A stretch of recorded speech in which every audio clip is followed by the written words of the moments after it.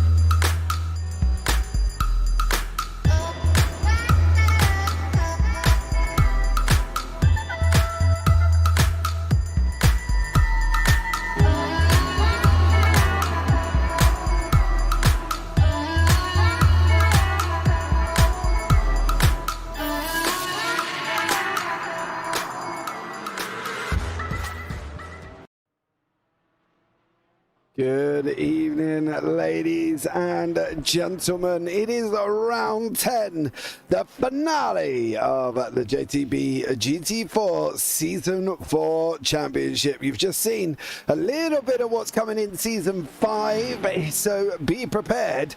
It's going to be very, very exciting. The calendar itself, well, we start off at Phillip Island on Wednesday, the 10th of July. Then we go to the new Sasha Semring in Matigi GP for round 2, Sasha Semring for round 3, Donington GP for round 4, then we're off to Red Bull Ring for round 5, Suzuka GP for round 6, Oschersleben for round 7, and then we finish off the season for round 8 at Watkins Glen. It starts Wednesday, 10th of July.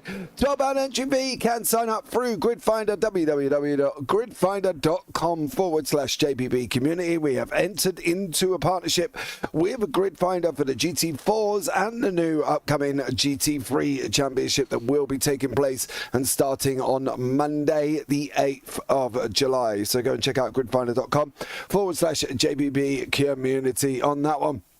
Right, that is that.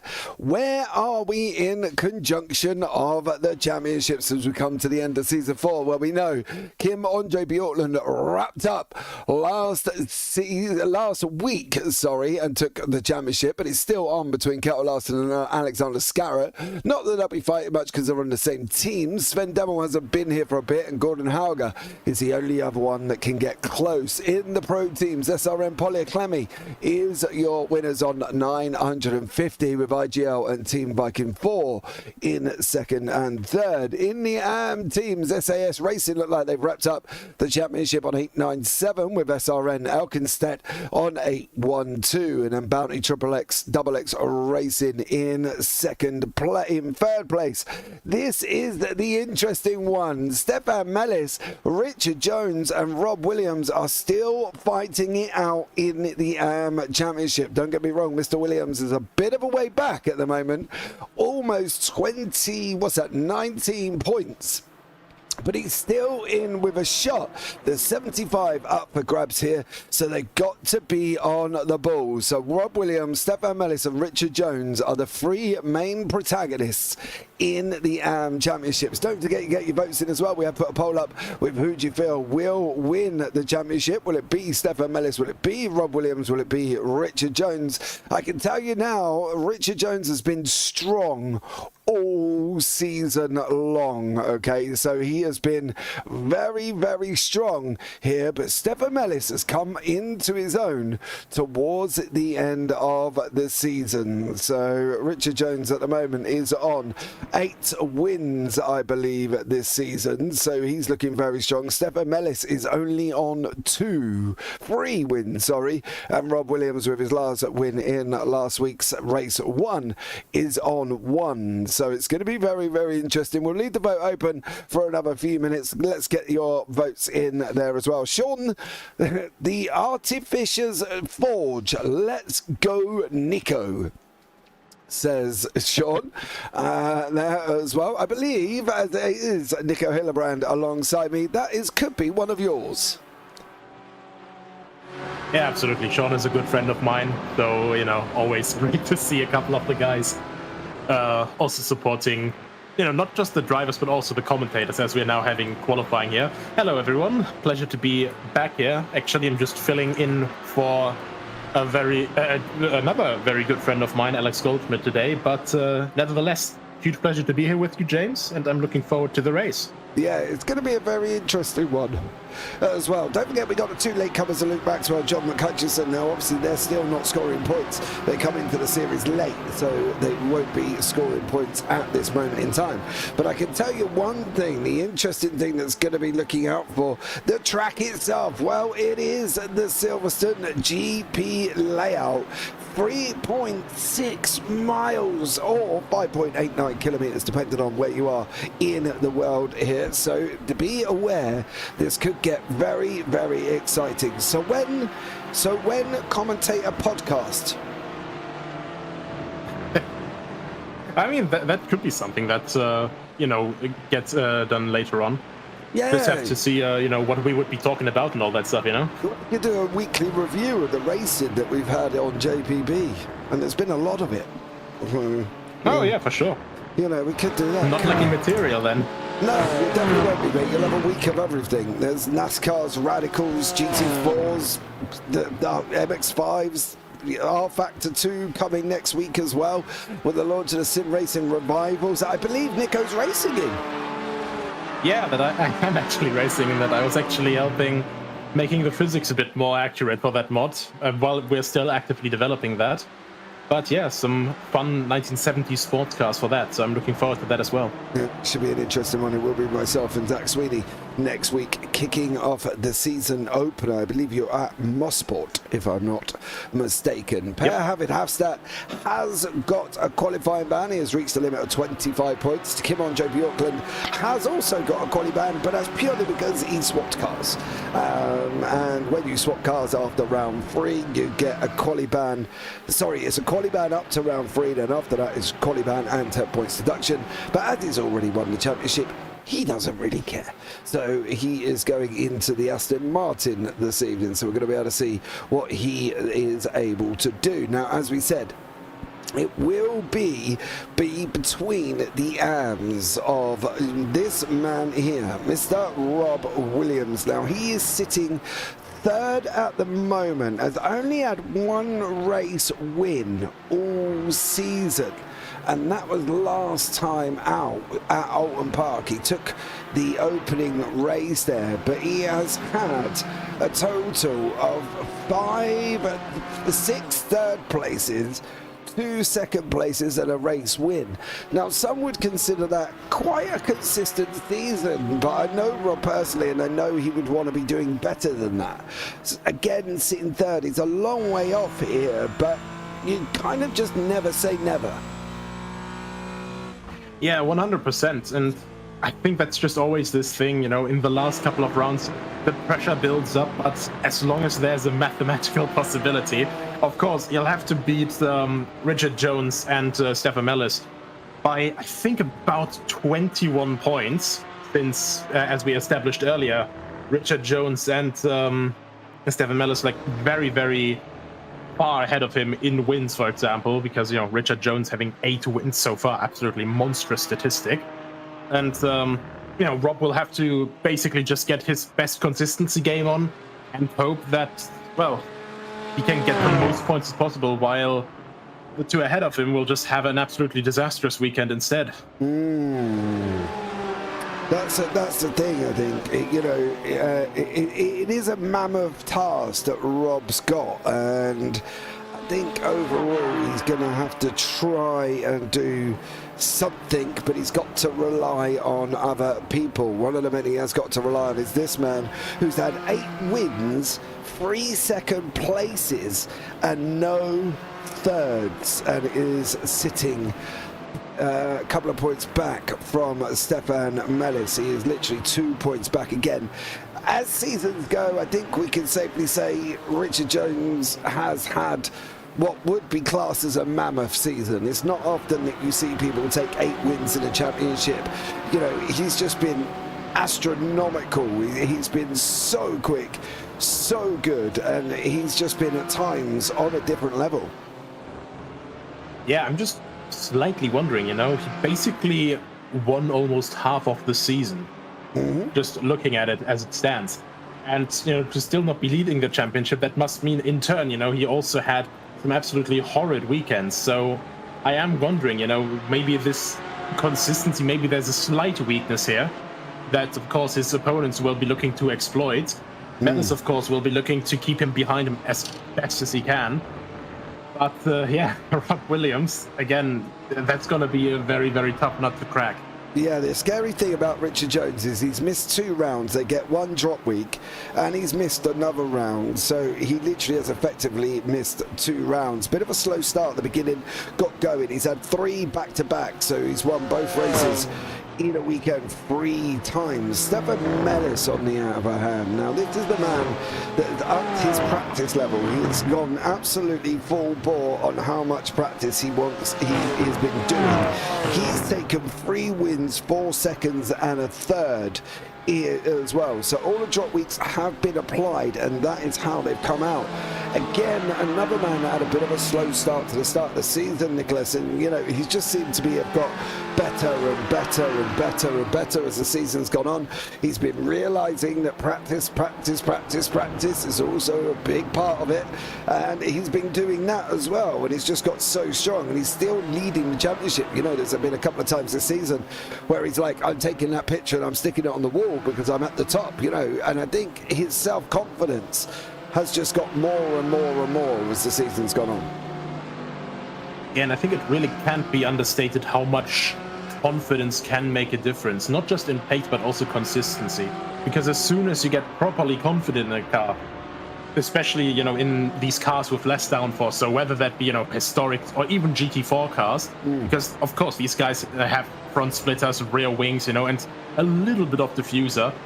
This is basically nothing compared to GT3 cars or, God forbid, to Formula cars or something. These guys are still, you know, mainly just sliding over the tires and all that stuff, especially the BMW M4s. Those cars are insanely heavy, extremely bulky. I actually worked with those in real life before as a driver coach last year, and you know, compared to these other cars, it's just this perfect comparison of just almost like an American muscle car, you know, this brute force and heavy weight for all the straight line speed. But then you have, for example, the Porsche Cayman GT4 here, that is just, you know, mid-engine, flat 6. It's just like a well-trained boxer. Yeah, do agree on that one. Good evening, Phil. That is my fault. I have forgot to change the blinking description. I've got Nicolas with me this evening as Alex is off. Danielle Smart, good evening, James. She'll be cheering on Mr. Robert Williams. Which Porsche is it? It's the 718 Cayman GT4 dainty. So there you go. And who's excited to see a Porsche go pop? Well, the Porsche really does Porsche things, and the GT4s are a little bit more stable with the GT3s. So yeah, I'm not expecting that. However, I am interested to see that Mr. Williams is leading the AMS and has topped out at 2:11.42. Rob's come to mean business. He wants to put himself up there and in and around there. With Richard Jones at the moment, not even got a lap time here. 4 minutes to go. He could be in a great position before we've gone anywhere. Yeah, absolutely. But that's the tricky thing here as well. You know, yesterday we had the NASCAR trucks. Those guys are basically alone on the oval. They have to get everything right just by themselves. And on an oval, you know, it seems that very easy. But obviously getting a perfect run, especially at something like Charlotte, it's still very difficult. Here you have the contrary point, where you are with multiple people on the track and getting a clean lap together then. You're thinking, oh yeah, 15 minutes, that's quite all right. But the more cars you have on the track, the more difficult it actually gets. It does, and especially for Rob Williams, Stefan Mellis, because Richard Jones has just put in a 2:11.413. He has just gone ahead of his main championship rival, Stefan Mellis, and his third place man, Mr. Williams. John McCutcheon sitting out top at the moment, the Scotsman, on a 2:10.042, with Luke Maxwell behind him on a 2:10.448 in fifth. They're part of the latecomers and not scoring points. Anders Lily Liorde in second place with Keta Larson and Gordon Hauger. Now that's big in the team championships for the pros, so we're going to keep an eye and see how that one works out once again, because that's the difference between IGL Coating Sander Traffic and also SRN Polyaclemy. So we might have to try and do some maths here, which is never good when you're asking commentators to do maths. It doesn't always work out. We will show you the promotion for the season 5 during the warm-up as well, guys, so you can have a look and see what's going to be coming up next season. The format's not going to change. I will say one thing, there will be rain, okay, because GT4s are getting wet tyres. There will be a rain in that 8-week calendar. They will still have the 15 minutes. They still will have the 45 with a pit stop. So be prepared. There will be a couple of night races in there with a 1 hour endurance race as well. So get yourselves involved. www.gridfinder.com/JPB community. You can head over to there and get signed up on their website. We will contact you after that once you're in the Discord as well to sort everything else out in conjunction with getting fully signed up. 1 minute 30 on the clock here. Richard Jones in that first spot. Mr. Williams has got a green on the board. What's the offset of his green against his yellow? He's got another green in the end. He's gone into top. Oh, 2:11.031. That's 4 tenths quicker than the boy from SAS Racing 1, Mr. Richard Jones. Rob Williams is not coming to mess around here, Nick. He wants to get as close as he can to that top spot, and he's just gone and banged the time in 4 tenths quicker than this man, Richard Jones. That's not just a provisional pole position. That is a statement, I think, you know? He's definitely there. You know, he is the underdog for this weekend, but he's definitely sending to the other guys, okay, don't count me out or it will be your downfall. And I think that'll be absolutely, you know, something that the other two guys, they will not like to see that. You know, Stefan Mellis and Richard Jones probably want to focus on each other mainly, and then Rob Williams is just coming out of nowhere, basically going, okay, let's make this a three-way fight. Yeah. Well, he's got to do something big. I can tell you that much as Mr. Williams. He is currently 21 points behind Stefan Mellis. So he's got to do something big. He's got to take the win in the first one, has Rob. So sit back, hold on to your hats, because this is going to get very, very interesting indeed. Qualifying has just come to an end. So let's bring you up the grid for the first race or the final round this evening. Well, John McCutcheon is sitting on pole position with Anders Lilliorde in second. Kettle Larsen is in third with Gordon Hauger in fourth. Luke Maxwell in fifth. Alexander Scarrett is in sixth. Tor Anders Bervin in seventh. Then the first of the AMs, which is Rob Williams. Then between that is David Corpus Benitez. Then Richard Jones in 10th. Stefan Mellis in 11th. And Alejandro Caridi is down in 12th. Vigard Olsen Leah in 13th. Stuart Pearson down in 14th. Torbjörn Melle 15th.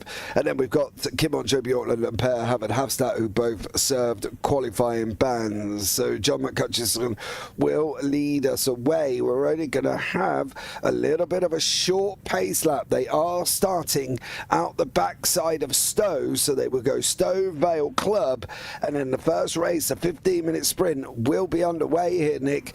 It's gonna be very, very interesting amongst them AMs. I'm dead interested to see how it's going to turn out, and to be honest, I wouldn't really want to put my money on anyone.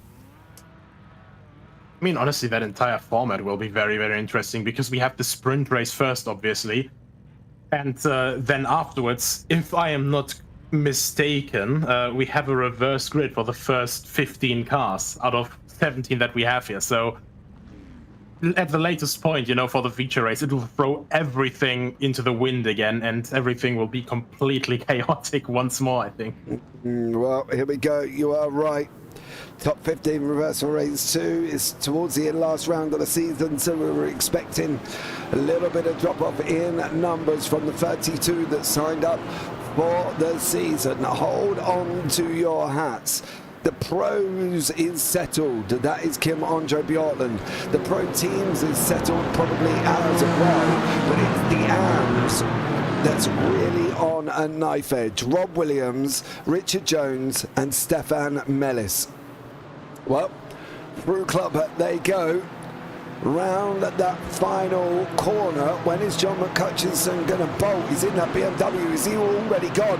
I think he has gone. The lights are on. And ladies and gentlemen, the first race of the evening, the 15 minutes here at Silverstone for race 1 of the season finale is green, green, green. And we are going some. Right, John McCutcheon leads us away with Anders Lilliorde, Kettle Larsen, Alexander Scarrett and Luke Maxwell. Rob Williams is still there. Oh my dearie me, what has gone on? That is Luke Maxwell, I believe, and Tor Anders Bervin. They've gone off. Rob has lost the lead in the AMs to Richard Jones at the beginning. John McCutcheon's gone round all at the same time. Something has happened at the front here, and we'll have a look back and see how Tor Anders Bervin ended up. Whoa! How did Luke Maxwell? What did he do there? I think he might have just locked up his rear ends while braking. Bizarre, if I didn't know any better. Either it was an extreme case of netcode, or he just locked up his rear ends, probably, you know, maybe from cold tires, and, you know, also from experience. Yeah, I can tell you, cold tires, cold slicks, very, very different from having a grippy experience. Oh, and he's hit the curb. Actually, no, He hit the curb. Yeah, and that sent him round. Oh my goodness. Oh, what happened to John McCutcheon not long after that? Oh, he's hit the curb as well. Both Team Radline drivers have gone and hit the curb, and unfortunately, both of them are down in 11th and 12th. That leaves Williams, who's cleared that pass of Richard Jones, in that 5th place, first in the AMs. Then Anders Lilliorde is out in front with Kettle Larsen, Gordon Hauger, Scarrett, and then we've got Williams and Jones. Where is Mellis? Mellis is all the way down here. What happened to Stefan Mellis? Did he get caught? Oh no, it looks like he may have got caught up right at the beginning. Oh, poor Stefan, as Williams does go back up. Oh, was that? And completely not his fault as well, just got collected. Was that Stuart Pearson coming in like a banshee? Oh, he did. He touched Torbjörn. Oh, that was Kim Andre Bjorklund Pearson touched, and unfortunately Mellis has gone round. So Mellis has got some fighting to do to try and get up to Richard Jones. Short grid, he might be all right on points, but he's going to have a bit of a mission here as Stefan Mellis has got to try and make his way forward. Yeah, he's got the most uphill battle right now. So while Mr. Williams and Mr. Jones are fighting amongst each other, especially Williams now on the uphill battle. Meanwhile, I think, Stefan Mellis now has to basically climb Mount Everest for an uphill battle after a start like that. Yeah, well, he's sitting in 4th in the AMS. That was scoring 17 points. Richard Jones is sitting in 2nd. That will be 22. So that would be a 3-point flip to Richard Jones. They get 50 for the win in Heat 2, then 44. So that's a 6-point difference between the win and 2nd place. And another 4 back to the 40 mark in Heat 2 in 3rd. So there's still an opportunity.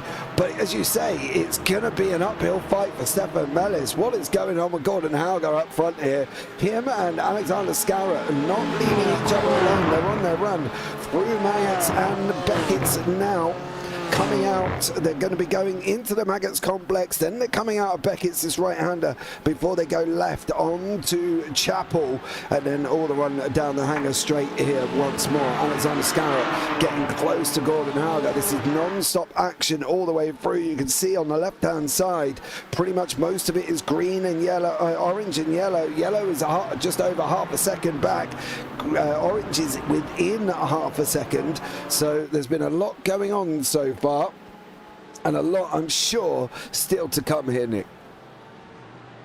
Yeah, absolutely. And quickly back on the topic of Stefan Mellis, I think one of the best courses of actions he can take right now, well, besides trying to gain back some positions, obviously, as he's now gaining massively on Maxwell, actually. I think he just gained a second through the last section there, so I have no idea what happened there, but we have this reverse grid. Right now he's in 13th place, so he would pretty much start in 3rd. Mm-hmm. So the main thing that he could focus on doing right now is try to get that fast slap point, get that better starting position for the feature race, and then just try to absolutely nail the feature race instead. That is his best bet right now to still keep championship fights alive. Yeah, but he's got to get the fastest lap over everybody, and at the moment that's a 2:10.79 by Anders Lilliorde. So currently the man sitting in 2nd has got the fastest lap of the race. Scarrett and Hauger closing in. It's a Norwegian 1, 2, 3 and 4 with the IGL coatings and standard traffic man up front of Kjell Larsen with Lilliorde, Gordon Hauger and Alexander Scarrett. So that is an IGL Sim Racing Norway Team Vikings 4 and an IGL front line. Williams has opened up nearly a second over Richard Jones, so he's doing what he needs to do to wrap up his points for the first race. Then it's going to be on everybody else. Stefan Mellis is sitting in 3rd at the moment, so technically he's only going to get, well, he'll get 19 points now, so there's still time for Mellis. He's probably in the best place that he can be in conjunction with Richard Jones. Yeah, pretty much. I mean, he's not losing too many points right now as it stands, and he obviously would gain quite a lot from the reverse grid. But, mainly the thing is, does he just want to stay in that position here, maybe save his tires for a couple laps, then try to go for a fastest lap overall, which, to be fair, that would be quite difficult. He would have to improve for basically a second in lap time from a fellow Porsche driver, so that is, quite a bit, as we have a three-way Porsche fight, actually. Now going into, what is that? I think that's Vale? Yeah, down at clutch chicane, yeah. Sorry. Oh, Scarrett and Hauger just picked Lilliorde's pockets. Lilliorde got the entrance into Vale, into Club, all wrong, and he did end up losing them 2 places. So Anders Lilliorde has now got to try and come back at Scarrett here. Jones and Williams are that close as well. Rob has obviously made a mistake somewhere because Jones is going to capitalize. He's trying to go up the inside. Williams has been nice. He's left him an absolute chunk of room. Too much wheelies going through the loop. The left-hander before he comes out of entry. Williams has got a better run out than Jones did and is still out in front. So these guys are not leaving each other alone. We've got a bit of a train developing behind this man, David Coppers Benitez, that is finishing off with Luke Maxwell, Kimon, JB Auckland, Bourbon, and then David Copper Benitez there in front of him. So a lot going on throughout this racetrack. Currently, it's really here and here that we need to keep an eye on. Yeah, absolutely. And in Pro, we already have the championship decided. In Am, we are still looking for the champion that will hopefully be crowned today. And we don't know which one of the three it'll be yet. But of course, in Pro, it's still for the entire race. These guys, despite the championship having been decided for the champion, these guys will still want to move up and down, in the championship standings, preferably up instead of down. And they're all still pushing 100%. They're still going on the limit of their grip. God, like this entire section, Megaton back, is just absolutely insane in GT4 cars, simply because you just have so much less downforce compared to GT3s. Yeah, they're not the most aerodynamic. Williams is on a defense now. He's going to defend the inside. He's going to send Jones around the outside of Stowe. Can Williams just open up the steering just a little bit, give Jones something to think about? He's now still in front. He's got to come back off and go down and hug that white line tighter than his favourite grandma. Jones is trying to put... Oh, that was late. That was a late, Rob. You've got to be earlier than that, Sunshine. You've got to be earlier than that, because if Jones had stuck his nose up there, that was a little bit of a move in the braking zone from Mr. Williams. He needs to be just a little bit more careful going forward on that one. He's got to make them defenses early, Nick. He can't leave it as late as he did. Yeah, absolutely. And that's a big problem here right now. And once again, look at that. Jones now going for the outside, trying to maybe do the reverse move of last time, but just can't carry the momentum. He's trying to do the over-under through Village and now through the loop, but it's just not quite possible. This is where the Cayman shines in comparison to the M4. The M4 is far more of a straight line and high-speed corner car instead of the low-speed corners. Yes, I do fully agree. Mr. Rob's just deep got it into the corner. He got that all wrong. Williams has got sectors 2. Jones has got sector 1. 5 minutes to go on a 2:10 lap time. There's going to be one and one more possibly after this. Is this going to be the first 25 points on the board from Mr. Williams? Then he will start behind Jones, behind Mellis for race 2. He's then going to have to really put the hammer down and try and get hold of them if he can. There's still pit stops to play for. Alexander Scarrett and Lily Orde are not leaving each other alone. They are nose to tail. Mellis is 3.6 seconds back from Luke Maxwell at the moment. Maxwell's on the back of Bourbon and Bjorklund, who's on the back of Corpus Benitez, but these guys are fighting it out here as well and are still putting that battle on. Scarrett has gone for the defense into Stowe. He's going to send Liliorde around the outside here, Nick. We've not seen it work so far. Are we going to see it work? The over and under might work for Liliorde. He's going to try it. He's going to try and go around the outside. Scarrett's going to he's got to send it in deep. You've got to send it in deep. Oh, squeeze him, squeeze him. Oh, is he going to be able to get around the outside? I think Liliorde's got him. He has just about got him, Nick. Oh, God, blimey. Absolutely insane stuff here. Fantastic driving from both of them, giving each other that tiny bit of room that they still need, obviously. But, that was absolutely fantastic. Really, really big props to Liliorde, but still under attack. Scarrett is obviously not going to back down here. No, they've had just had a little contact at nose to rear there. You can see Scarrett is all of a sudden his bumpers popped in, so there was a slight little bit of contact there. Corpus Benitez and Bjorklund, Bourbon and Maxwell, too deep, too wide, going round here through the village, then coming out through the loop round the other side. Bjorklund gets a little bit of a spin on in that Aston Martin. That's going to leave Maxwell coming in behind him, and Bourbon's there as well. So there's still 4 cars fighting it out further down. This will be Torbjørn Melle will be on pole position for race number 2. The man from Sim Racing Norway, Helstad, will be on pole position here. Richard Jones and Rob Williams are still continually fighting it out, Nick. We're going to have one and one more. Can Rob hold on to it? He needs all of these points. He needs every bit of these points that he can get, as much as possible we can get over Richard Jones. Yeah, absolutely. And look at that now. Jones looking for the inside of Maggot. And actually, he's going to let him have it. That's actually unexpected. Wow. I expected a way bigger defense there, especially since through Maggot's Beckett, you know, the Porsche Cayman is quite a bit lighter compared to the BMW M4. So I really expected there to be a harder defense there. But maybe Rob Williams knows something that we don't quite yet. I'm not sure what he knows that we don't know. I would have thought he would have got more elbows out as well, to be blatantly honest, but he didn't there. Sean, so commentary team, when you're getting your Porsche? I don't know. How long is it before when can you retire? It's normally you get a Porsche when you retire. You have like a midlife crisis and go and buy yourself a sports car and trade in your 70-year-old wife for a 50-year-old woman, or younger at certain points of the time. I'm seeing that before as well, but I don't know, Nick, when are you getting your Porsche? You know, when I turn 55, Porsche convertible, it's just the normal grind set. Yeah. But it's the normal midlife crisis. Yeah, pretty much. You know, I have to feel young again somehow. So either you have to get a younger woman or a convertible. Yeah, it might as well be the convertible, as long as you don't get a grey comb over. That would be the worst thing. Final lap of the race here.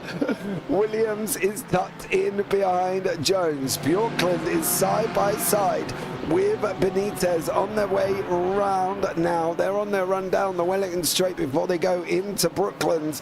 The left-hander, Corpus Benitez, is not losing the amount of time that I think Bjorklund thought he might. He's holding on. He's given so much room. He gave him so much room and then loses the place to Bervin, who goes in deep. Benitez manages to come back on the inside. They're going to have their run all the way down through Woodcote, off now down into Copse, and it's going to be side by side with Bervin and Benitez into Copse. We've seen this before in an F1 car. It didn't work out so well for the two drivers in that one, but is it going to work out here? It does. Bervin does manage to get in front of Benitez. I think, however, Benitez is coming back at him here, and he's going to try and go take the inside. Yowzers. Wow. Oh, that M4 just struggling for grip there on that switch over from the right hander to the left hander. Oh, that is absolutely insane. And look at that. The Mercedes is sticking its nose back in again. V8 definitely trying to keep up with the straight six of the BMW here now. Now switching back over, clearing the way for the other BMW. But now, will we see another one around the outside? And yes, we will. I don't know. Is it going to work out? Kettle Larson comes over the line. He takes the win. Gordon Hauger, Lily Orde, Alexander Scarrett. Who's going to get it in the hands? It is Richard Jones. He has done it in the first race. Benitez didn't manage to hold on to Bjorklund, but he is in front of Maxwell. Here comes Malice, like a zoom-in little man in his little Porsche as well, as these three come over the line, separated by absolute zero there. So I'm going to try and do some really quick maths. Where was Stefan Mellis? In third, he's going to be on 19. So that's 9, 9, 4, 8, 9, 10, 13, 9, 10, 503 for Richard Jones, and Rob 9, 10, 11, 7, 8, 4, 8, 1. Ooh.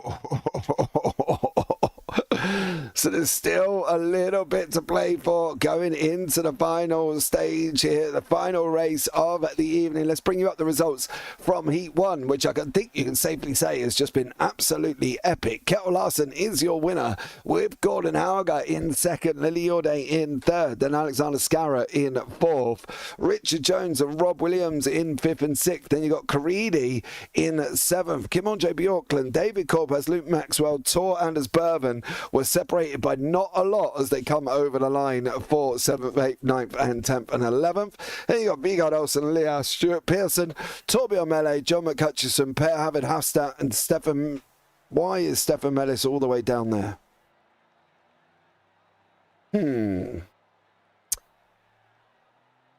I'm wondering if that young man had a penalty. I think that may have been a penalty just at the end there. And that would be absolutely disastrous for him. Absolutely. Because that is outside of the reverse grid. That's putting him down in the standings as well. Yeah, that would be down in 7th. That's only 14 points if that's correct. He's going to be on 494. That's giving him 6-9 behind Jones here. That's going to be massive if that's right. If he's copped a penalty, that's 9 points back from It would be completely Richard disastrous Jones. for him, honestly. You know, just considering everything in the championship, not just against Richard Jones, but he's also made himself extremely vulnerable against. Yeah, bear with. Sorry, I had some buttons that weren't activated then.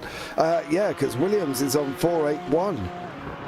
So he's only 13 back from Mellis.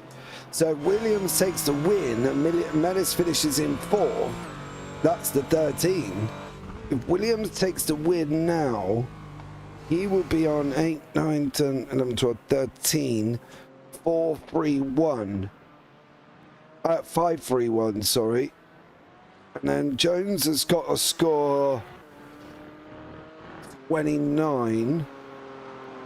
So it looks like if Jones even finished in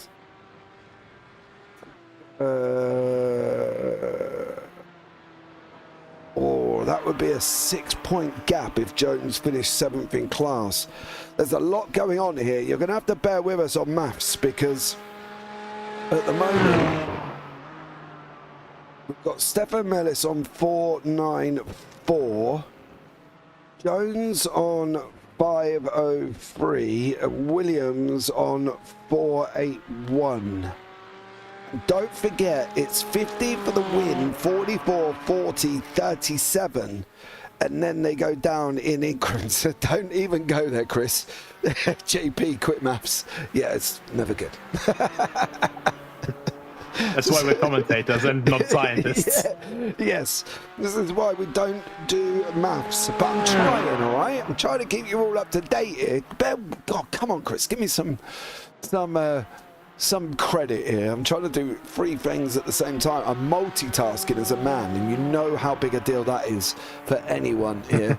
And Danielle, if you are still here, don't say nothing. Men can multitask. I'm talking to you, I'm broadcasting the race, I'm operating the cameras, and I'm doing quick maths, all right? That's lots of things for a commentator to be doing here in the evening. Yeah, David Croft is not doing half those tasks and still getting more stuff wrong than us. Yeah, I like to point out. Thank you very much. Oh, dearie me. We're actually doing way more than was in our job description here, guys. Yeah. We need some gratitude here. Bear with me, all right? I'm doing multiple things all at the same time, and I'm still bringing you commentary. God, dearie me. I don't know, some people. Men can multitask. I've never heard that one before. Hey, need better maths, James. Yes, I do. Unfortunately. Look, I've got a pen and a bit of paper, Dan, all right? Pen and a bit of paper. Got my abacus sat next to me, and I'm trying to carry the one on the abacus. Bear with us, okay? Bear with me. Right. I don't know. The amount of grief you lot give us is just unbelievable. Okay, so we're going to get race 2 up and going now. And let's bring you up the grid for race 2. I've got a funny feeling Stefan Mellis did get that penalty. John, Yes, John McHutchison will be on pole. Sorry, I forgot he finished low down in race 1. John McHutchison will be on pole position with Torbjorn Melle alongside. Stuart Pearson and Vegard Olsen Leah will be in 3rd and 4th. Tor Anders Bourbon 5th. Luke Maxwell 6th. David Cobus Benitez 7th. Kim Andre Bjorklund 8th. Alejandro Caridi in 9th. Rob Williams in 10th, Richard Jones 11th, and Alexander Scarrett will be down in 12th. Then you've got Anders Lilliorde, Gordon Hauger, Kettle Larsen, Per Havstad, and Stefan Mellis. I think Mellis has been saved here, Nick, by the fact that we've got a little bit of a shorter grid than what we normally would have. Yeah, absolutely. And it's still really, really odd, you know? Just in the last couple of moments, you know, just getting a penalty so late, or whatever happened to him, it's, you know, obviously just completely worked out against him, and he's going to be beating himself up quite a bit about that. But at least he's not as far back compared to our 2 front runners in the M class now. That's what I mean. As long as he's within touching distance, he's still got pit stops, and we know that Porsche can go fairly long on fuel if done right. So the pit stops are still there. So he's still got that opportunity to get past him on pit stops if he can play it right. He's going to have to decide if he's going to save fuel, if he's not going to save fuel, what's the situation. John McHutchison is going to bolt very, very shortly. Stuart Pearson, if you're, well, you missed him already, he's gone once more. John McHutchison has bolted away. Race 2 is up and running. Torbjorn Melle, Stuart Pearson going side by side further back. Tor Anders Bourbon trying to gain a place as well before we even got down into the first corner. Bourbon's up 1. He's cleared Vegard Olsen Leah here and is moving on his way now down through Village and into the loop. Bourbon's going to send it on Stuart Pearson. Pearson's got no choice but to back out there. And now Vegard Olsen Leah is in the mix with Luke Maxwell. Can everybody make it through cleanly this time? Williams has lost that place to Richard Jones already, and that is not the start that Rob Williams wanted, but everybody has got away cleanly. That's the most important thing here, Nick. Yeah, we're getting to the next point where we had our second big crash of the start, so let's pray that everyone gets through here. Well, oh goodness, that was a Mercedes completely throwing the anchor, and one of the BMWs almost completely rear-ending that. No. And once again, there we are. No, that was not what we wanted to happen. That was like a full stop from one of the cars coming into that corner. Richard Jones, I believe that may have been Alexander Scarrett in the Porsche. Richard Jones come across him, Scarrett checked up, and unfortunately everybody else had to check up behind. There he is, there's the check up, there's Williams, and that's the 71 machine of Gordon Hauger, who just goes, unfortunately was up the inside of Rob and has put him round. Now Rob and Gordon Hauger at the back end of the field here. That is pretty much, we could probably safely say for Mr. Williams, could be game over for his championship run. And that's just heartbreaking, honestly. I don't quite know which BMW it was, but I think it was a BMW that got... Yeah, it was Jones. So him obviously trying to slow down, you know, basically trying to thread the needle there. So basically go in deep, rotate the car once when you slow down, and then accelerate out. Yeah, and it just didn't quite work out. No. I think the Porsche behind him just didn't anticipate that, and obviously Rob Williams just couldn't anticipate that either. He can't look through multiple cars. No, it's not possible, but I can tell you what, John McHutchison has just done a 211 up at the front end of this grid. Now Richard Jones has got Andre Bjorklund alongside him. Richard's just got to finish now. Stefan Mellis is looming. You can just see the blue Bounty Hunter X machine. They're 3 wide, 4 wide. Oh no! That's not going to work. Mellis has taken the lead in the AMS. Mellis has taken the lead in the AMS. What was even remotely attempting that? And why would that even come from? I don't even know why people thought that was a good idea. Who goes They just came from and I think there was someone else spinning off to the side there. I'm going to have to go back a little bit more, but nope. Hold on, I've still got to go back. Go look, just ends up 4 wide. Benitez, Scarrett, and Lilliorde. And Jones lost the lead to Mellis, and it's just all gone a little bit Pete-tong. I can tell you now, this will not be settled at the end of the race if these protests are put in after this. There will be protests put in after this. I can guarantee it there from probably Mr. Williams and Mr. Jones for that 4 wide incident. That has put Stefan Mellis from the back end of the field to the front end of the field. He needs Jones down at least, maybe, possibly, no, actually, where is Mellis? Mellis is in second. Jones is already in fourth. That's 7 points. He needs to either take a win and leave Richard Jones down in fourth here, but he's going to have a tough job because Richard Jones' teammate, Mr. Stuart Pearson, is leading the AMS. So this could all go off here very, very quickly indeed, Nick. Yeah, absolutely. And I think the problem here was, the big problem that we did have in this situation. I think if we look here, I think that was Scarrett that was on the inside of Richard Jones. He was obviously trying to not turn in yet because that Mercedes just came shooting down the inside. Yeah. And Jones obviously didn't see that, wants to turn in, gets hit to the outside, and then there's another car on the outside there. Jesus Christ, boys, keep it together. Do you know the worst? Oh my God, look at that momentum. Oh, he's going to hit him. Oh! Who was that? That was Hansard.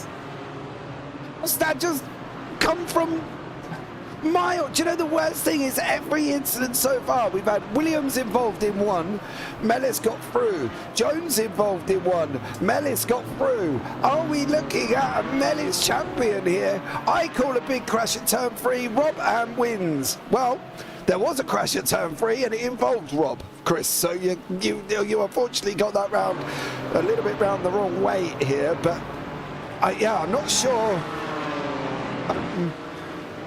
where this. Jones is now back into third. So at the moment, it's Rich Jones to win. That's as much as I can work out at the moment.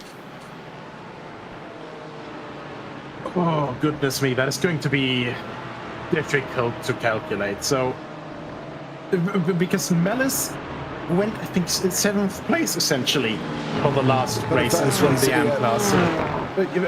First race, sorry. So he still has to get some more points between himself and Jones to make sure that he actually does win. So ideally, he'd look to try and get past Stuart Pearson, who's running in overall 3rd place right now, very, very comfortably in his Porsche. The only Porsche actually in the top 5 as opposed to last race. And just got overtaken by Luke Maxwell. Yeah, well, Mellis has got to clear Pearson. He's 9 points away from Jones. Now, this is not taking into consideration any form of stewards that's going to happen here either. So we're going to have to try. We might need to wait patiently. We can bring you the provisional. And I'm going to say it now, it will only be provisional results until the stewards have taken into consideration any of what went on. Don't forget, race 1 was completely clean. I don't expect anything to come out of that. But however, we had the Rob Williams incident in the first part of the lap. Then we had the Richard Jones 4 wide being squeezed like an orange in a juicer. Unfortunately, he had nowhere to go. So there's going to be penalties or restrictions coming in there as well. The only difference will be it wasn't other AMs involved, so technically, even if there is place deductions or time deductions off the drivers and around them, they were the pros. They were not the AMs involved. Oh. Somebody's just gone. Big one in the background. Yeah, I think that was Anders Liliorde. Oh, him and Caridi. I think he just cut slightly across to the right side. Yeah, did Alejandro. I think that might have been a miscommunication. Oh, no, that is hard. That is a difficult one. Oh, that is a I think the BMW came over a bit. He wasn't clear, though. He was not clear. Liliorde was not clear. There is a slight little bit of an overlap there. That is a tough one. I'll try and have a look back from the back end of Anders Liliorde and see. This is where the overtake is taking place. And we see Caridi on our inside. Yeah, so there was an overlap. So, yeah, pick that one out. Yeah, I think that was mainly when you're on the outside there, you know, you don't want to run too far onto the exit curb because obviously, you know, that's one of those places where you can easily pick up 1x. You try to stay as clean as possible, obviously, because we do have that incident limit warning, you know, 17 warnings, or well, 17x, and then there's a drive-through. And you obviously want to stay as clean as possible, especially in the early laps. So it might have just been a reaction, you know, he's starting to get closer to the outside of the track, tries to just go a little bit to the left, and obviously the Porsche ahead, you know, not quite aware that it was that tight, or not quite aware of the overlap, and yeah, just not leaving a more room there in that situation, which of course, you know, there was enough space, but just a little bit of an overreaction from the BMW, I presume. Oh, Gordon Hauger. Oh my dearie me. I can tell you one thing, if Richard Jones is happy about that, I would be very, very surprised. Here, Hauger now goes on the defense. He puts himself, whoa, steady. There was contact. Oh, and he hit him. Oh, they're both going in the right direction, just. Jones knows the importance to clear Mellis. Mellis knows the importance of getting past Corpus Benitez. He has been, and it's no disrespect to David Corpus Benitez whatsoever. He has always been on the front end of these dams, and he's literally been involved in every single week. I think, you know, for next season, if David does sign up, he may be down in the AMs with the guys as well, because he has been in there battling, and he has been doing near enough, I say this, near enough the same times as what they've been doing there, Nick. And I think now Mellis knows the importance. Mellis on a 2:11, 2:11.69 last time, 2:12.88 for Corpus Benitez. So that's near enough a second apart here. Mellis needs to clear him ASAP, because at the moment his gap going up to Stuart Pearson is 3.8 seconds. Mellis, you've got to go. You've got to go, son. And he has gone in that Porsche for that Bounty X Triple X racing team there, or Bounty Hunter Triple X racing team. Benitez is trying to come back at him. Mellis does not need this. He needs Benitez just to let Mellis go. Let him go and try and catch up. Benitez just got the entry all wrong into club.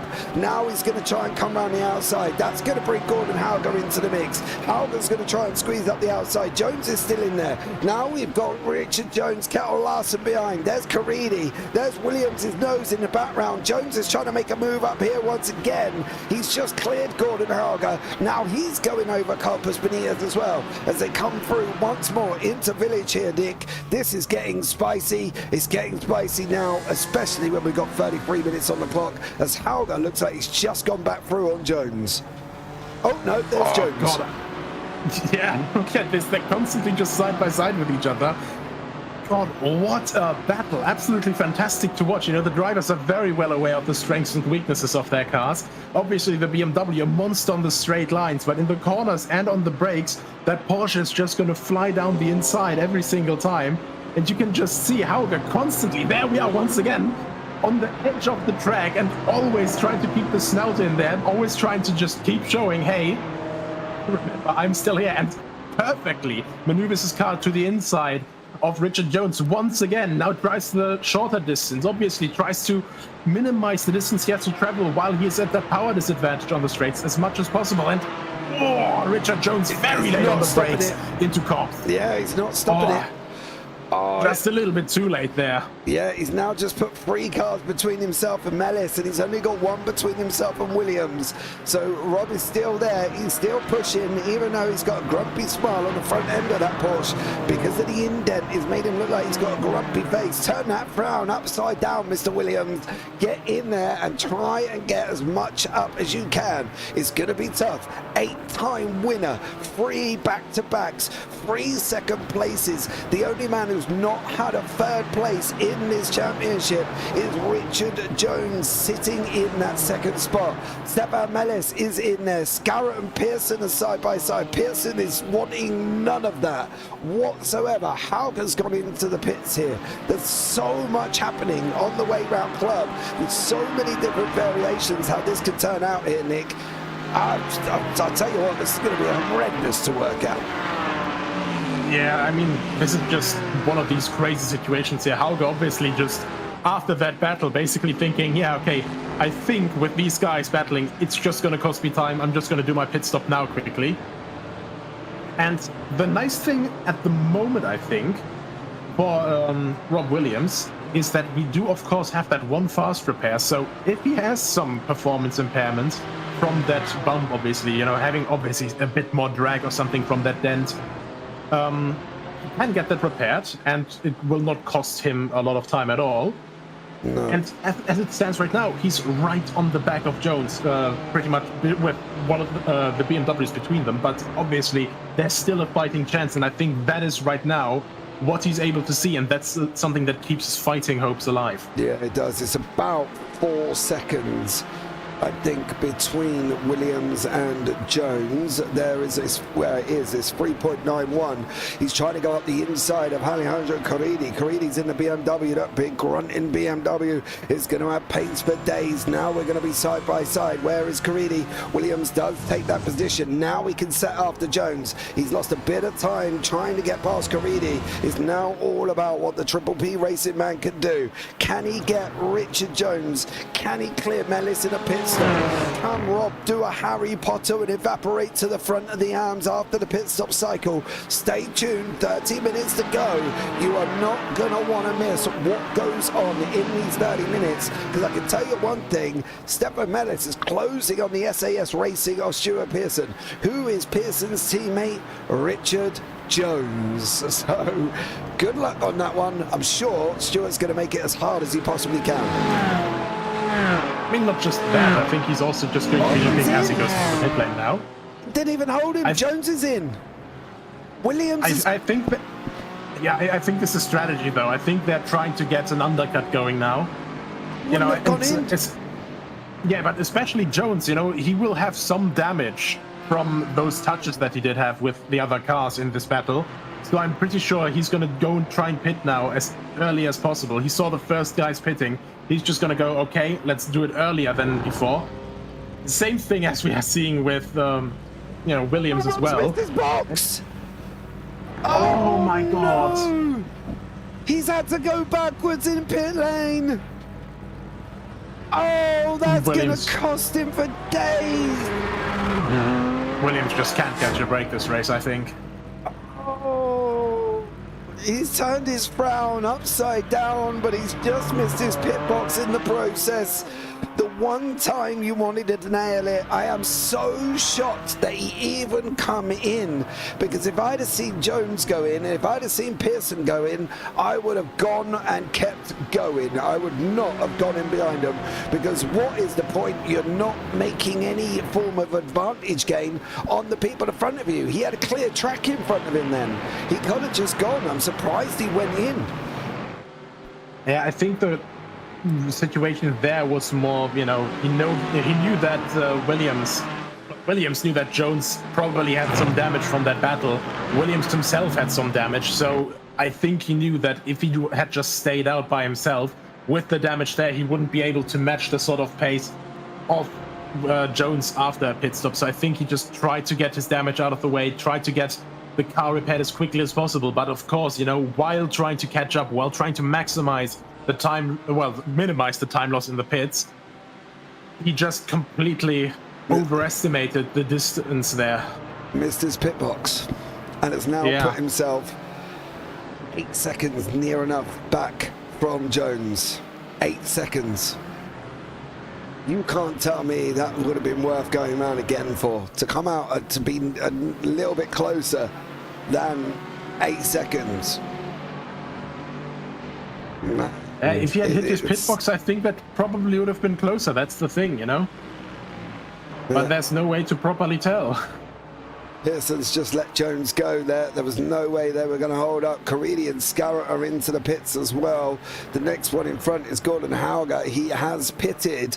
Scarrett's in, Caridi's in. Corpus is the last who, on the guys on the runners that has still got to pit. Actually, Vigardos and Leah has got a pit, and Caridi's got a pit as well. So we should see a couple of the guys start coming in. Stefan Mellis here could really do without Kettle Larson giving him any grief. He needs the best in-lap that ever Stefan Mellis can muster, and it is not being helped here from Kettle Larson. Mellis, make a choice. Either let him go or get him to stay behind you, because at the moment you're holding yourself up. At a time of this race, Nick, he needs to be in the clear air.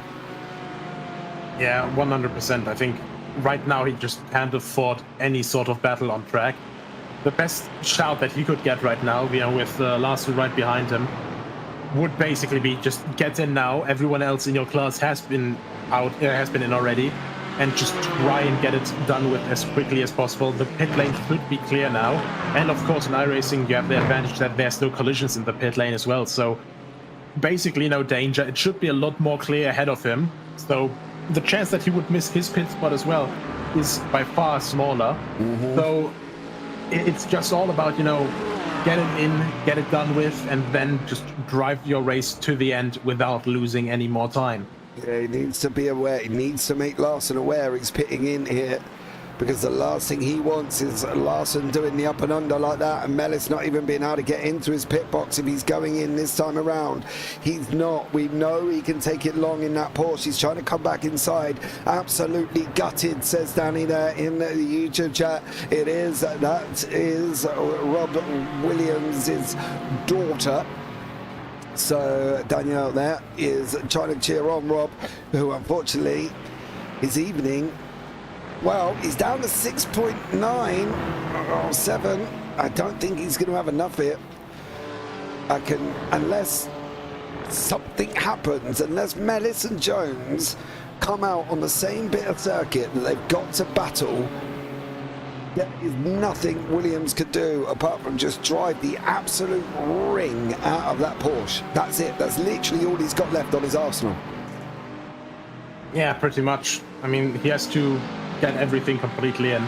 And as it stands right now, that's now 9 seconds to Jones. So really not the way he wanted it to go. Obviously, he's catching Pearson a little bit, so he's minimizing the damage that's being done to him, but just still not quite optimal for him, obviously. No. So it's really all about, trying to catch Pearson now, maybe somehow hope for a mistake from Jones. But as you said earlier, when you have to depend on others to make mistakes, then that's usually when they don't make them. Yeah, Williams' gap is down to 7.2. His literal hope is if Mellis and Jones come out together. That's it. That's the only part of what he's got left. He needs them to fight. He has to have them fall. I still think, and I declare now, and he'll probably ring me later and go, what do you mean? I still think he shouldn't have gone in. I literally still believe that if he's going to pull something, there's no point following the guy you're trying to overtake into the pit lane. Do something different. Do something different. As I said, I would have carried on. I would have literally just carried on and left them guys as Larson and Mellis. This is not doing Mellis any favours here. He needs that inside line if he's going into the pits, but fighting with Larson like you have done for the last couple of laps is absolutely pointless. All it's doing is holding you up and bringing you into Richard Jones, whose gap is 26 seconds. It was 28 after Jones come out of the pit box. Yeah, I think right now he's just costing himself more and more time. You see with those overtakes going on around him, down to 2:12. I think compared to, let's have a quick look down the order there. Richard Jones last lap, that was a 2:10.5. That was 2 seconds faster. That is just time that he doesn't have to waste right now. So I don't understand why Mellis isn't going to the pits right now. I would have got in. I'd have been in as well. I know he loves running it long, but I would have definitely got in here. And given where he's at, this could cost him. This could literally cost him. At the moment, he's not safe anyway. And I say that because he needs Jones down in third in the AMS.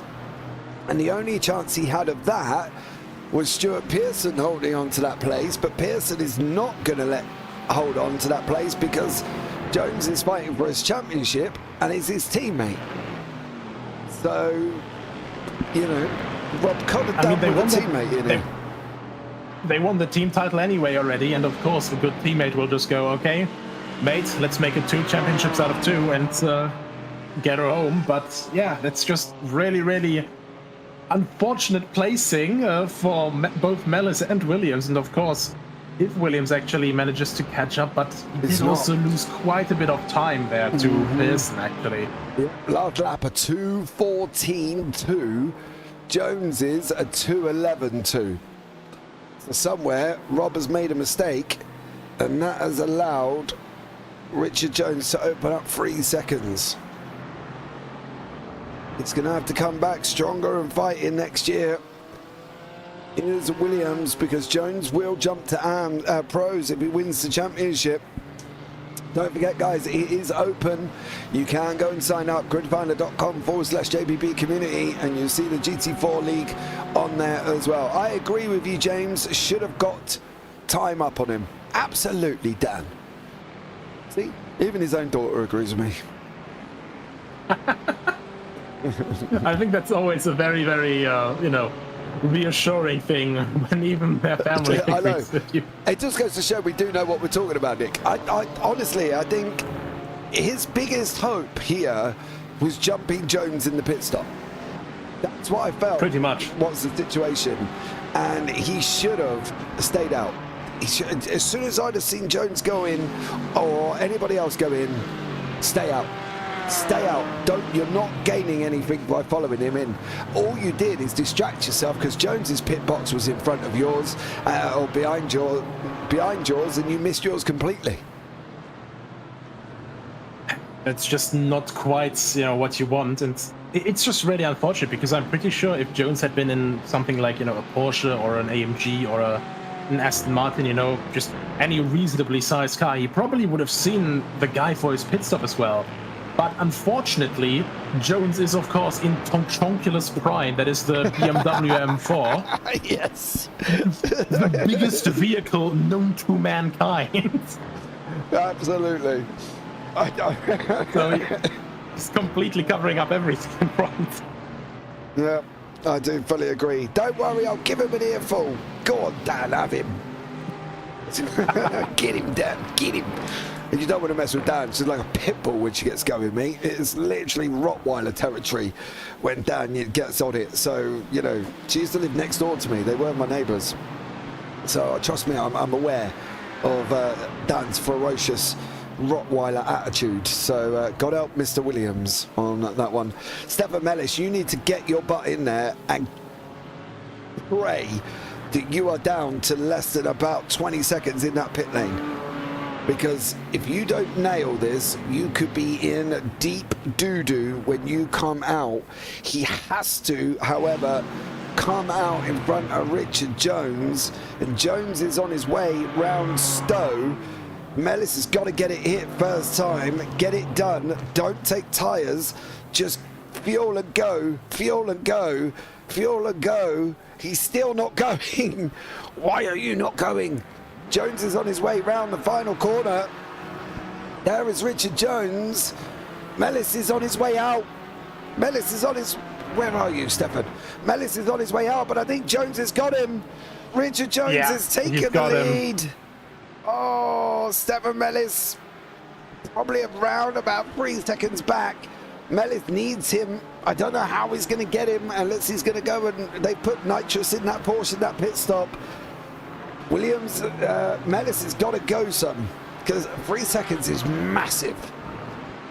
And as grim as it is, that is exactly the 3 seconds that he lost battling with those two AMGs. Yep. I'm telling you now. I agree.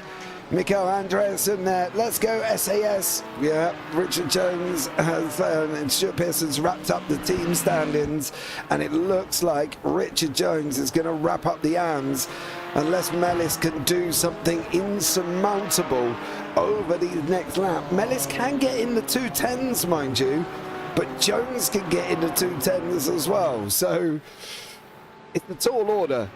It is literally a tall order, I think, for these guys.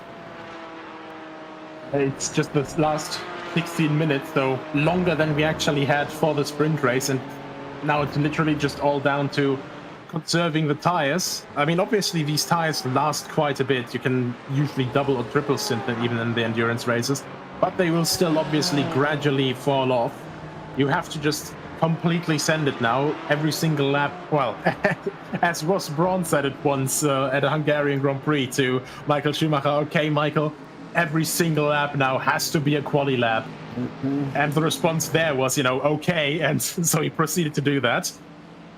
Very, very cool interaction from you know, my time growing up in motorsports. But he was the this GOAT, now though. has to happen. Yeah, he was the GOAT. I've got to be honest, Michael Schumacher, between him and Ayrton Senna, they're two of the best you'll ever see in your Absolutely. life. And Paul there, and Paul, I think, SAS. So let's see how these guys get on. This is Bjorklund fighting it out with Larson. This is where Mellis should have been if he'd let Larson go or taken the pit stop early. I think the problem is now, the way you look at this championship unfolding in his arms is both Richard Jones has kind of been, yes, he was involved in an incident, don't get me wrong, but so was Rob Williams. Mellis was handed the championship at that point, at the beginning of this race. He should have had this wrapped up. His costly mistake is he let that 28-second gap go when Richard Jones went in and he just fought with Kjell Larsen.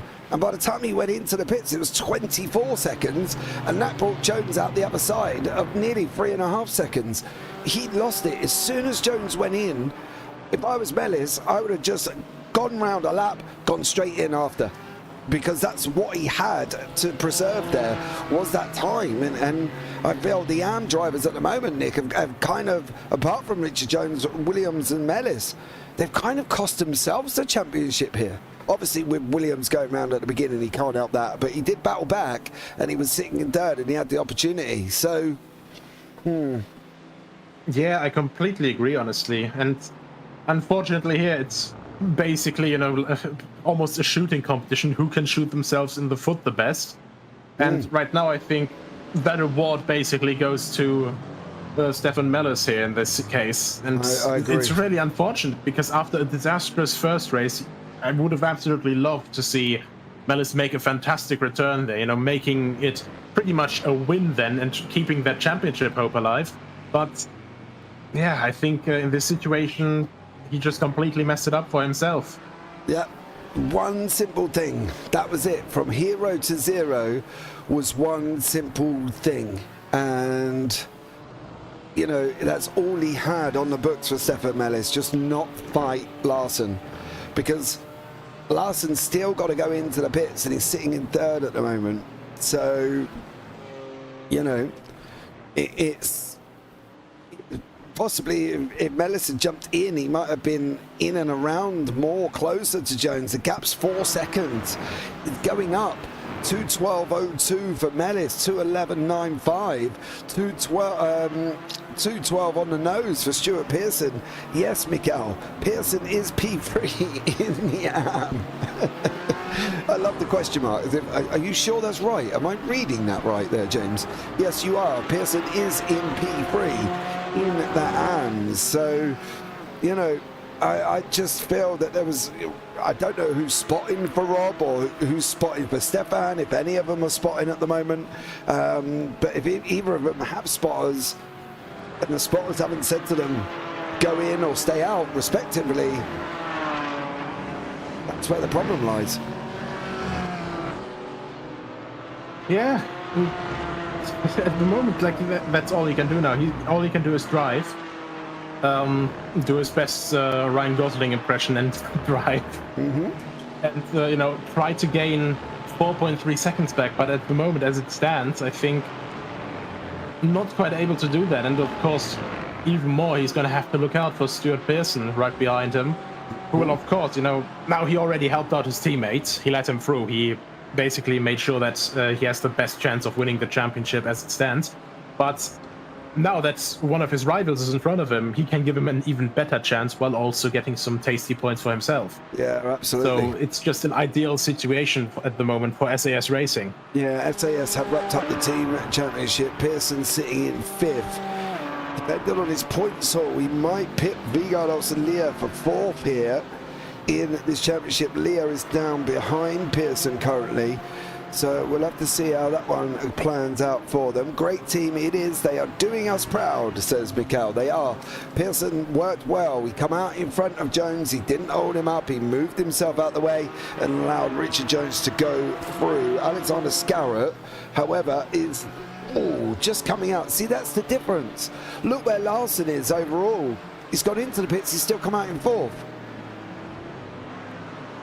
Yes.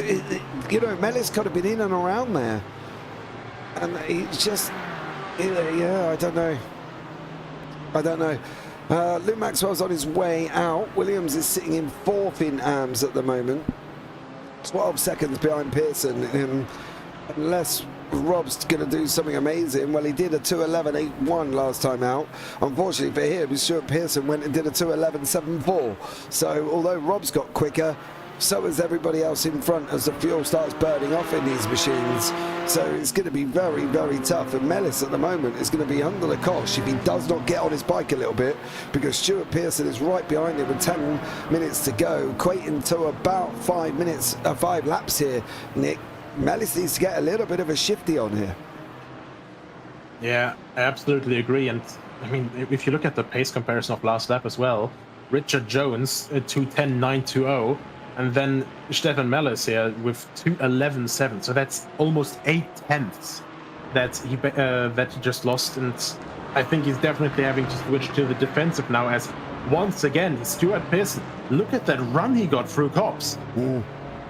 But look at the line difference. Did you see how Mellis was closer to the entrance of the to Maggots and Beckett's than Pearson was? Pearson opened it up. He went all the way to the right-hand side and opened it up. Mellis didn't. I wouldn't defend. I would just drive. Do the lap time that you know you can do, and just blink and drive. Ignore Pearson like he's not even there. Just drive the car. You know you can get down to low 2:11s. You know you can go quicker than he can. Just drive. That's it. That's all he needs to do. And Jones is caught up. Jones is flying that much. He's caught up to Kim on JP Ortland here. So unless something happens between these two, nobody else is going to get near any of these. Yeah, I think at the moment it's pretty settled in, but also Stuart Pearson once again just gaining a little bit more. I think Mellis is just starting to feel a bit of pressure now, you know, he's starting to realize, I have to make my move now. It's less than 10 minutes. This is essentially 5 laps to go for them, and they have to get a move on. And as it stands right now, he's not really able to get a move on. But also, obviously, when you're pushing hard, it's way easier to just completely misjudge a corner, to over-push the car, and that's when Stuart Pearson can basically just do big gains here. What they need now is Jones and Bjorkland to fight, but Jones isn't stupid enough to do that. He will play the game as if he's playing chess. He will sit on the chair and he will analyze before he thinks about moving a pawn, before he thinks about moving a queen or a king or a rook or a knight or a castle. He will not, and I can safely say this now, get involved one bit with Kim on JP Ortland. Not because he doesn't want to, because he doesn't need to. He is under no pressure at this moment in time. He can play with 5.7 seconds. He doesn't need to fight Bjorkland. And that's it from Jones. He's done it all season. He's fought the wars he needs to. Sorry, he's fought the battles he needs to. And from his 3 back-to-back double race wins that he's had this season, he's won the wars he is winning. Because he won't do this. As much as, you know, there's people sitting in YouTube chat saying, go on, fight him, slow yourself down and all that, for the support of Stefan and Rob. he won't. He won't remotely even attempt to get in contact with Kim on Bjorklund. Yeah, and that's the crazy thing right now. I think, you know, he's just realized, even if Bjorklund would basically just go a second slower now, with the last laps that we have available now, that is a very wide-running Rob Williams there. He let Lily Ode and Maxwell through. Yeah. I think Rob is now erring just on the side of finishing, scoring the points he's got to try and get near Pearson.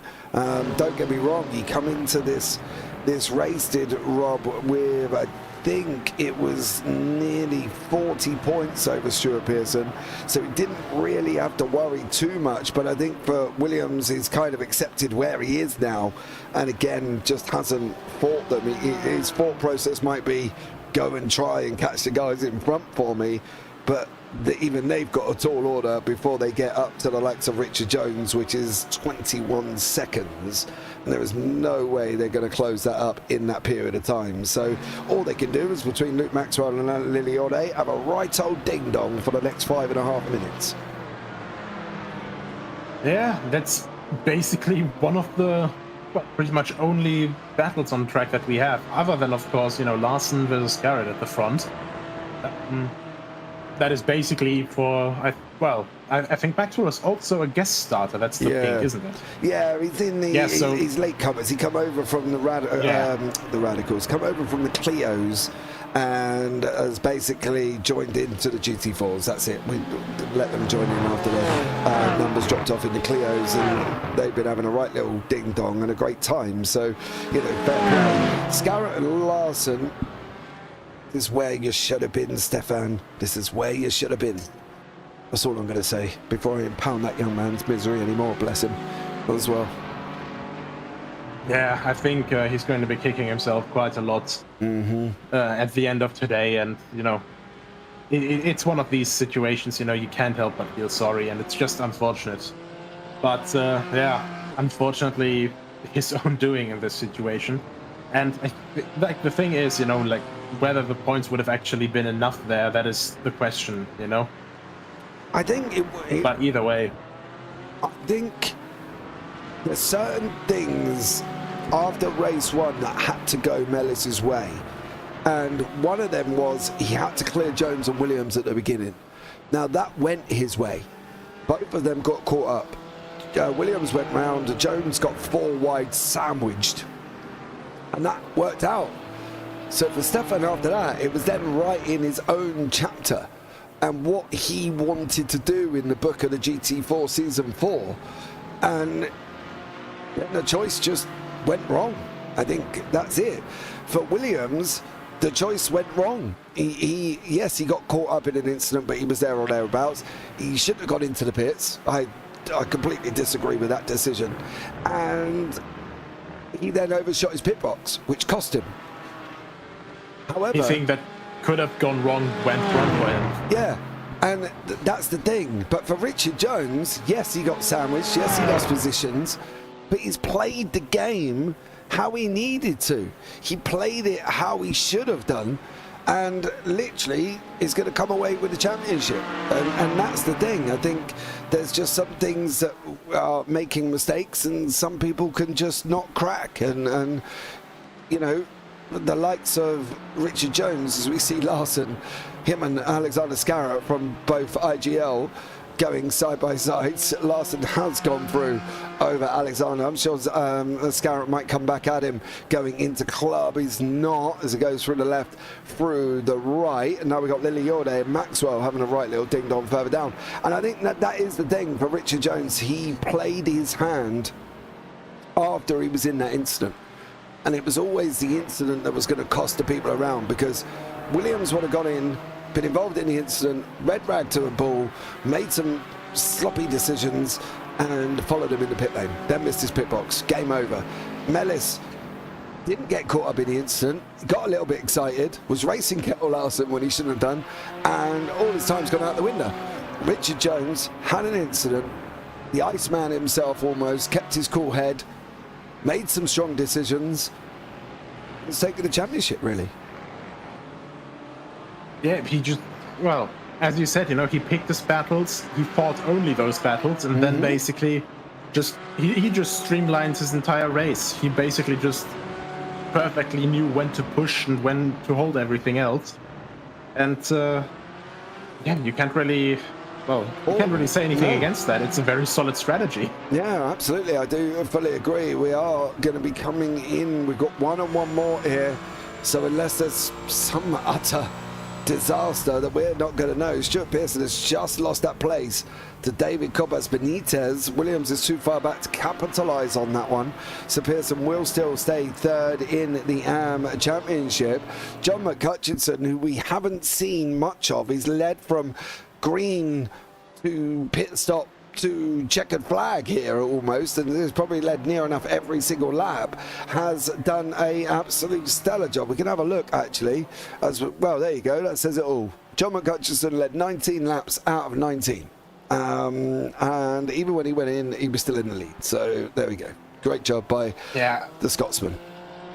I think he just perfectly made up for the first race where he was basically having a great start by himself and then coming out of the loop, basically just, looping it around, fittingly to the name of the corner. But losing out massively there. Yeah, but then I suppose on the upside, losing out has cost him better in the race too, because he was on pole, he's led, and that's it.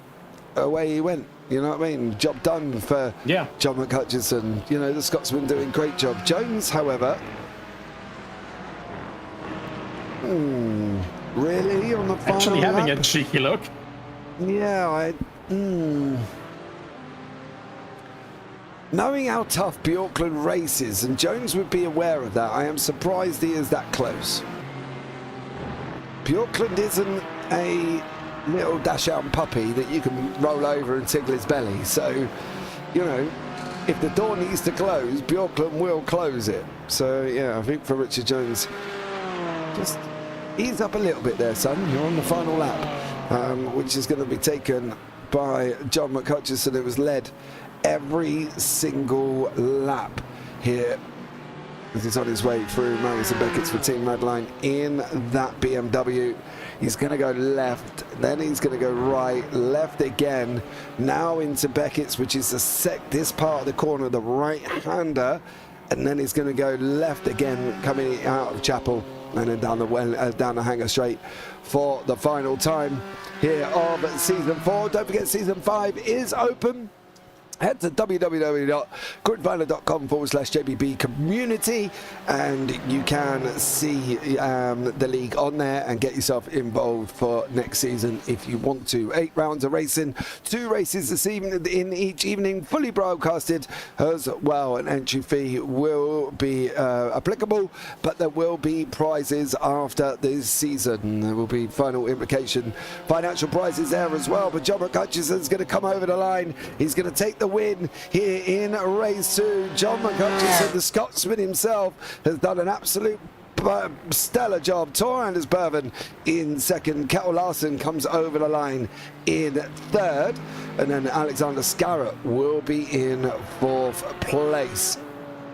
Overall, third in class.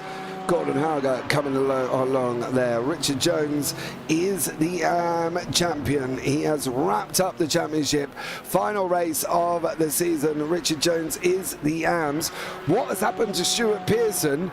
Because Stefan Mellis has just taken that second place from him. Doesn't make a difference. However, why did you end up there? Some sort of mistake, I'd guess, honestly. Huh?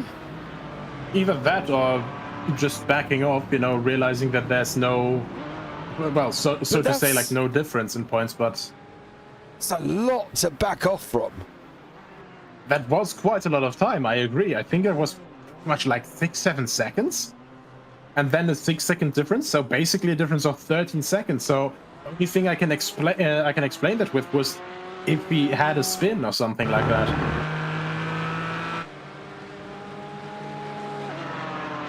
He's gone past there.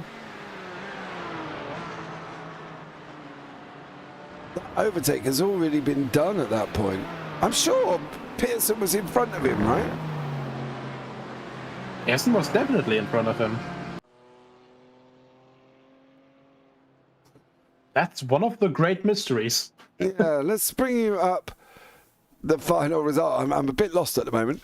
John McCutcheon is your winner with Tor Anders Bourbon in second, Kettle Larson in third, Alexandra Scarrett in fourth with Gordon Hauger fifth, Kim on JB Ortland, your pro champion, in sixth, Richard Jones, your AM champion here, and I can give you the final total.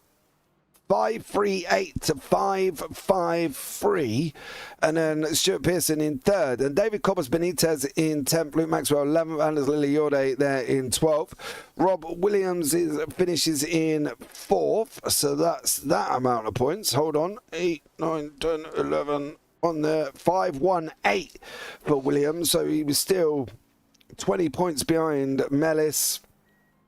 34 points there behind Richard Jones, Alejandro Caridi, Per Harvard Havstat, Viggo Salnia, and Torbjörn Melle there was over the line.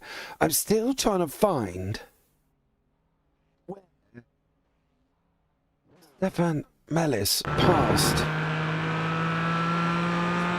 Pearson is...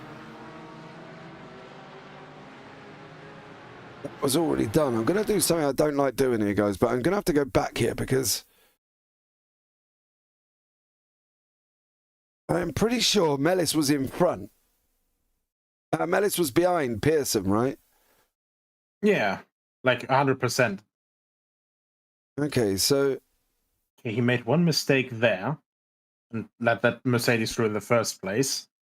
But that's already when Mellis is ahead of him as well. Yeah. So what did... Mellis is coming closer. I know we're going backwards. I do apologise for this, but... Stuart was P3 all race. Really? I thought he was head. Oh, maybe he was. I don't know. I think we must be... No. I'm 100% positive that Pearson was ahead of Mellis as well at some point. Yeah, because Pearson come out the pit lane in front of Jones. No. Mellis came out ahead, but was only a second ahead of Pearson. But basically, Pearson and Jones were in the pit lane together. Yes. Then Pearson came out ahead of Jones, but then he let Jones through. Okay, completely getting our story straight now. All of this championship chaos, all these calculations completely threw our brains over. Yeah. I'm a bit... Yeah. Let's have a chat. I'm going to pull some drivers in. We'll have a chat with Kettle Larson here from IGL Coatings and Sando Traffic team. Kettle, welcome in, buddy. How are you? Kettle? Now, do you hear me? Yes, I hear you, dear sir. How are you? Yeah, I'm good, thank you. Good evening of racing? Yeah, it was a good race, a little bit messy in the start of the feature race. I had some trouble passing some cars. Yeah, it was a little bit manic. There was a lot going on as well. So, but overall... for you, your season's been all right. You've wrapped up second in the championship, I believe, as well, over your teammate Alex, who wasn't going to fight you, I guess, at the end there as well. So how would you describe your season in general here this season? It has been a good season. Too much from this season, but had some good races and some races that wasn't so good. But overall, I'm happy. Second place in the team championship and second place in drivers. It's good. Kim was too fast for us this season, so we need a little revenge, I think. Yeah, you're going to be back next season then to give Kim a little bit more pressure. Yeah, for sure. He needs a little bit more pressure. I fully agree with you, Kettle, there as well. Thanks so much. It's been a pleasure having you along this season. Anyone you want to shout out before we let you go? Yeah, of course. My team, IGL Coatings, Sande Trafikkskole, Elverdi. Without them, we couldn't be here. So big thanks to them. Big thanks to you guys making an awesome show. And my family lets me do this. Absolutely. Absolutely. Well, Carl, it's been a pleasure. Congratulations on your second place, dear sir, and well done to you. Thank you. Right, next up in the booth is Mr. Kim Andre Bjorklund, the pro man. To wrap up the championship last week, he decided that just for a little bit of fun, he would drive the Aston Martin this week, and he has done that as well, and done a stellar job finishing 6th overall. But Kim, welcome in, bud. Congratulations on your championship again. Thank you very much. This has been a really fun season, and I'm looking forward to the next one. Yeah, it should be a good one. Do you think you could defend your... I can't get my teeth out. Do you think you could defend your crown? I'm not sure. I'm not sure which car I'm going for. I think you're going for realistic weather and rain next season, so that could be fun. Yes, we are. How can we not? You know, when they mention rain in GT4 and give you the rain tyres, Kim, how can we not give you rain on the racetrack? Yeah, I'm looking forward to that, and I think I'm going back to the Porsche next season, but I'm not sure. Maybe the BMW. Did you have fun in the Aston Martin, though? I have been enjoying the Aston Martin earlier, but it doesn't suit me anymore, so I'm not sure.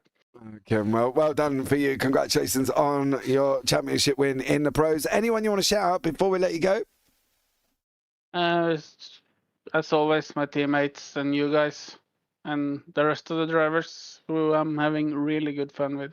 Yeah, it's been a great season. Well, Kim, thank you so much for joining us there, bud, and look forward to seeing you on track next season. Right, next up, we will have a chat here with the man finished in second. After race 1, he thought it was all done. He must have got a penalty at the end because he dropped to the back end of the field.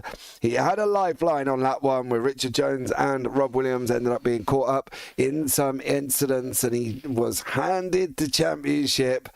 Let's see what happened. Stefan Melis finishing in second place in the AMS. Stefan, how was it out there? Stefan! Trying to find the microphone. Yeah. We'll give him a minute. I'm sure he'll be able to sort it out. Hopefully, if he can't hear us, then we're in trouble because he might just be talking to himself there. So, should we get Stefan? Oh, there's some mic action. Hold on. Unmute. Undeafen. Undeafen Stefan. Stefan, can you hear me? No. All the excitement and trying to get it to work. I know. He works as a DJ, but he can't work his headset on a Discord channel. Figure that one out. To be fair, Discord can be one hell of a program to work with. Yeah, check your voice settings. And the hell is in capitals. Yeah, check your voice settings because there has been a Windows update this week, and I'm finding that everything's changed. So give him another 20 seconds or so there as well. I'll tell you what we'll do, guys. While Stefan is just trying to sort out his headset, we'll have a look forward on what's coming next season.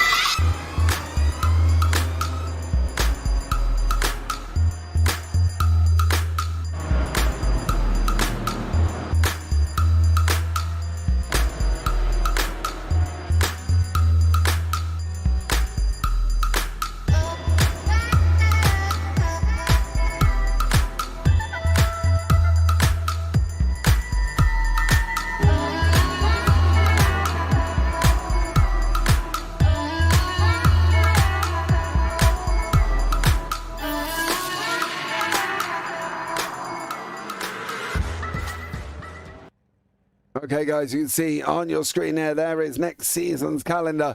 We will start off at Phillip Island on the 10th of July. We have got a little bit of a wait. We're going to take about 4 weeks off here. Then we go to Matigi GP circuit. Then on to the new Sasha Semring, which is coming out this season with Donington GP after that. Red Bull Ring for round 5, Suzuka round 6, Oschersleben round 7, and then Watkins Glen Boot. Head over to www.gridfinder.com/JPB community. Get yourselves involved as well, because I can look forward to that one. I can tell you now as well, we have got the man himself, one Mr. Stefan Mellis, in the booth with us. Stefan, how are you? Yes. I'm fine. How are you? I'm very well. Okay. Come on. Tell us Yes. about it. Yeah, I don't know. I thought I was in front of Richard, and suddenly I saw he pitted already, I think, and I was right behind him. So yeah, and the sprint race, yes, a lot of cars, some cars hit me, and that was over. Did you get a penalty towards the end of the sprint race? No, I don't think so. No, I don't know. Because I'm sure you come over the line initially. When I had you down, you come over the line in 3rd place. And then when race 2 Yeah, I thought so. Yeah, when race 2 come out, you were in the back end of the field. Yeah, I know. Yes, I know. I don't understand it. I didn't have a penalty. No, Yeah, I don't understand it myself. Yeah, that's what I didn't get. So I wondered if you did have a penalty pop up or a slowdown that you didn't get rid of. Listen, I want to talk to you about the feature race. Now, you know, I love you and everything else, right? I've got to ask you a question. Do you feel battling with Kettle Larson in the Mercedes was a mistake? Because you had nearly 29 to 30 seconds ahead of Richard Jones after his pit stop. But when you went in, it was only 25 seconds. Do you feel battling with Kettle Larson was a mistake rather than going into the pits a little bit earlier? I think so. But I honestly, I didn't know where Richard was.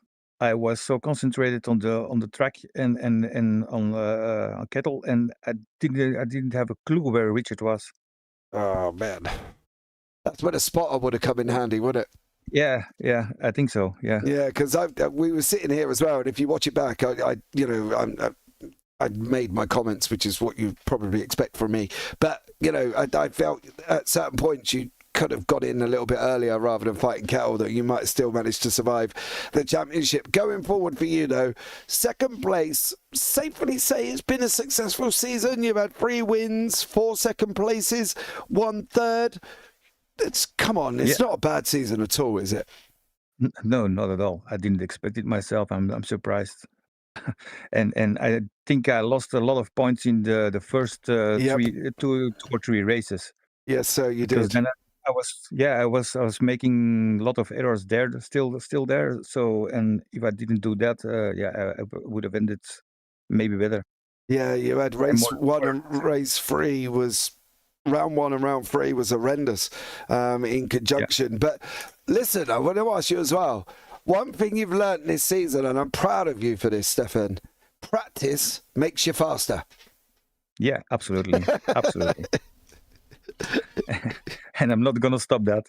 No, dear sir, please don't, because going into next season, I think it's going to be a right little battle with you and Rob and everybody else in the AMS. So there we go. But Stefan, listen, thank you so much for joining me. It's been a pleasure having you on track this season, as always is. Anyone you want to shout out before we let you go? Yeah, you guys for the comment, and also Richard and Robert and all the other drivers for the fantastic season. Well, good luck next season, buddy. And I'm sure I'll speak to you before then, no doubt. Yes, I can't wait for the season, and I'm looking forward to it. Yeah, you might watch the broadcast back and then drop me a DM after, but we'll see. Okay. All right, man. Take care. Okay, bye. Oh, Nick, to be fair, you know, he sounded pretty upbeat, didn't he? He was happy with his season. It's been a good season for him. You know, he's come away 3 wins, 4 seconds and a third. Don't get me wrong, it wasn't quite Richard Jones's. What's he had? He's had 4 doubles now as well, so he takes his tally to 10 wins out the season. But he was still in it. That's the thing for Stefan, wasn't he? He was still in it, even in that last little bit. Yeah, 100%. I think, especially considering the outcome of the season and the race here, still a very glass half full instead of glass half empty kind of guy. And that's a very good mentality, I think, to carry into the next season as well, especially, with the lessons that you learned this season, with the added challenge for rain weather for next season, And I think next season we can look forward to an even stronger Belgian in Fantastic here. And it's honestly one of these things, it's always a learning process. And I think from this, especially today, mistakes is when you learn the most. Yep. So I think today was a great learning opportunity for him. Absolutely, fully agree. Well, that's going to wrap it up for season 4 of the JPB GT4 Championship from Silverstone here for the final round. Join us again. Don't forget, you got a bit of a wait now, about six weeks, I think, 4 or 5, yeah, something like that, to the 10th of July when we start again. So if you want to get yourselves involved, we have teamed up with Gridfinder. So a big shout out to Gridfinder for coming on board with JPB this season as well. So you can head over to gridfinder.com/JPB community and get yourselves involved in epic racing. That's going to wrap it up from us up here in the booth. Thank you so much to everybody that's joined us this evening. It's been absolutely amazing having you all in chat. But I've been James Parfitt. I've been alongside Nicolas Hillebrand once more. And as always, take care. Have a good week. And you never know, we might see you on the track next season. Good night.